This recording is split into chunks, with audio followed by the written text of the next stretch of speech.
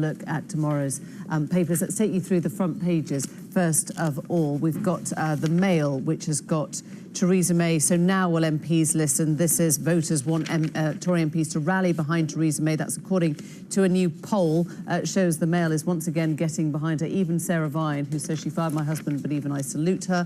The Daily Telegraph has the Brexit backpedalling begins. May defy Parliament and refuse to publish full legal advice, the story that Nick brought you a little bit earlier. And The Guardian has Labour plan to give customers of big firms a vote on boardroom pay, and Manafort in the US held secret talks with Assange. But we're joined now by Sonia Sodha from The Guardian and The Observer, talk through some of the comment pieces. Nice to see you, Sonia. Take us through what we're going to look at first. I think Owen Jones is the first one you pulled out.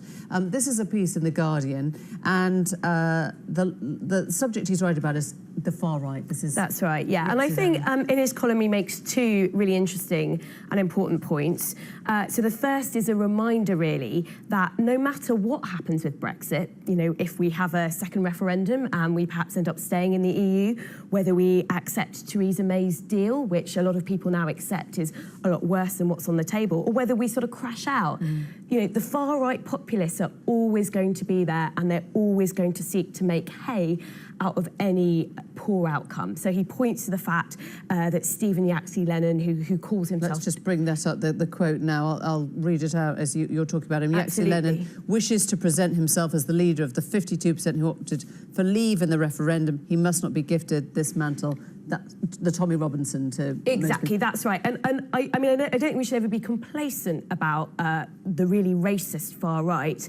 But I think, you know, in Stephen Yaxley-Lennon's dreams, is he ever going to represent 52% of this country? Right. Because the fact is that Britain is a more tolerant, successfully multicultural society than it was even looking back in 2011. You know, the number of people who oppose immigration based on racist attitudes was always very small. It's actually got smaller in recent years. But where I think Owen Jones's column makes a very important point is Stephen Yaxley-Lennon, he's the unacceptable face of the far right, the out-and-out racist face of the far right. If you look at, for example, Nigel Farage, even Boris Johnson, they are the more acceptable face of populism in this country.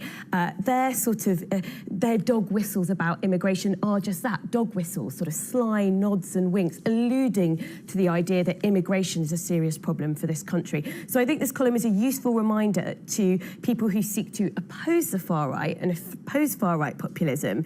You know, there's a lot of debate at the moment, well, we can't do this because there's going to be a populist backlash. We can't do that. Actually, you've got to do what you think is right, and you've got to take these populists on. Right.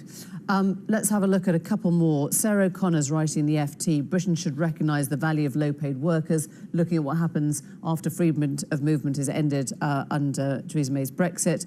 And the quote we pulled out is, the Brexit debate assumes that only highly skilled job vacancies need to be filled. So there's a myth that's set in of late that somehow high-skilled immigration is great for the country, whereas low-skill immigration is unquestionably bad. It holds wages down. What I love about this column from Sarah O'Connor in the FT is she really blows that myth apart. So the idea that wages are low in a sector like care or fruit picking because there are too many immigrants is just wrong, actually. If you look at the economic evidence, that's just not right. The reason, if you look at care work, that wages are low, the government is the biggest buyer of care work, and it sets wages. So they're both and it pays, stopping and needing absolutely, in the same way. And this idea that low-skill immigration holds wages down, it buys into this myth that economists call the lump of labour fallacy, the idea there is a set number of jobs in the economy, and the more people you've got, the more wages come down. Actually, if you have people coming into the country, they earn wages, they spend money, they create jobs. Right. Exactly. Last one. Alice Thompson's writing in The Times, criminalising punters is the only way to curb prostitution,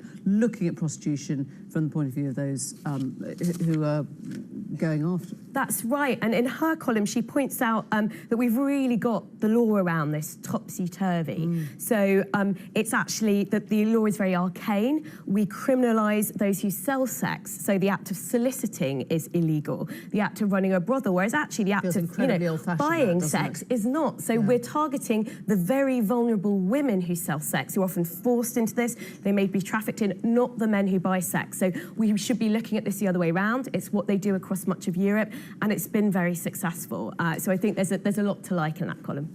Thank you very much indeed, Sonia. Thank you for that. That's all we have time for tonight. But Katie Razzle is here tomorrow, and from both of us, or from all of us, I should say, good night.